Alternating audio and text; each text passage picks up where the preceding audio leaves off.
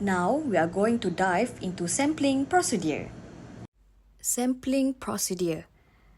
Sampling is the process of selecting a small number of elements from a larger defined target group of elements such that the information gathered from the small group will allow judgments to be made about the larger groups. The sampling method refers to the rules and procedures by which some elements of the population are included in the sample. Meanwhile, sampling strategy define how you will select your research participants or data sources.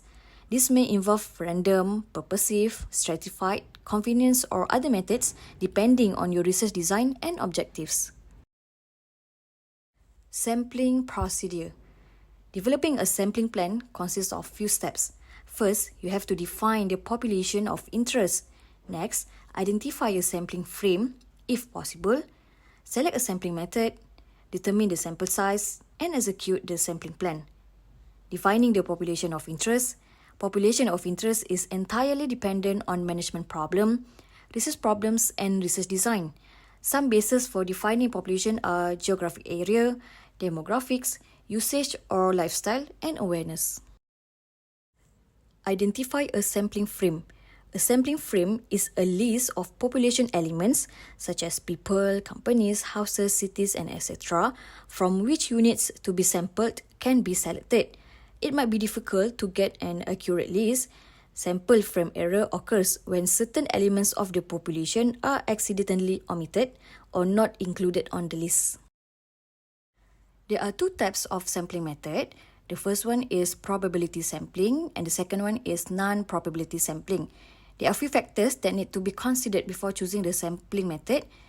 For example, research objectives, resources, knowledge of target population, degree of accuracy, time frame, research scope, and statistical analysis needs. Probability sampling is when each entity of the population has a definite non-zero probability of being incorporated into the sample. For example, simple random sampling, systematic sampling, stratified random sampling, proportionate versus disproportionate, and cluster sampling, while non-probability sampling is collected with no specific probability structure. For example, convenience sampling, judgment sampling, quota sampling, and snowball sampling. Probability sampling.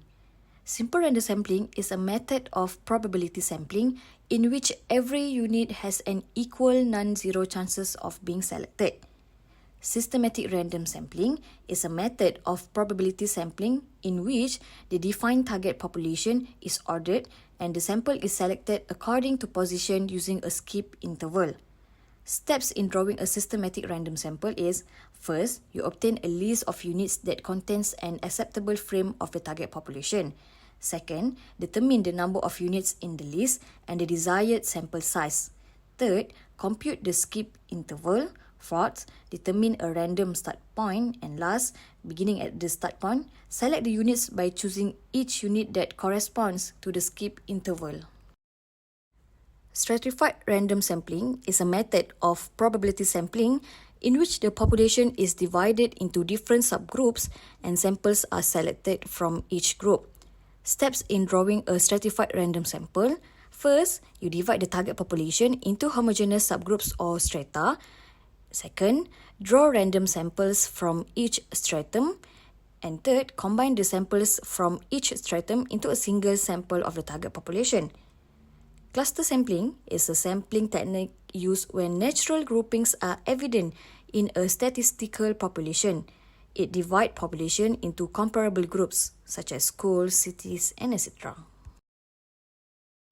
There are four types of non-probability sampling. The first one is convenience sampling. It relies upon convenience and access. Samples drawn at the convenience of the interviewer. People tend to make the selection at familiar locations and to choose respondents who are like themselves. Second is quota sampling. It emphasizes representation of specific characteristics.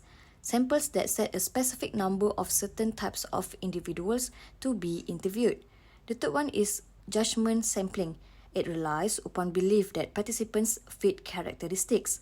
Samples that require a judgment or an educated guess on the part of the interviewer as to who should represent the population.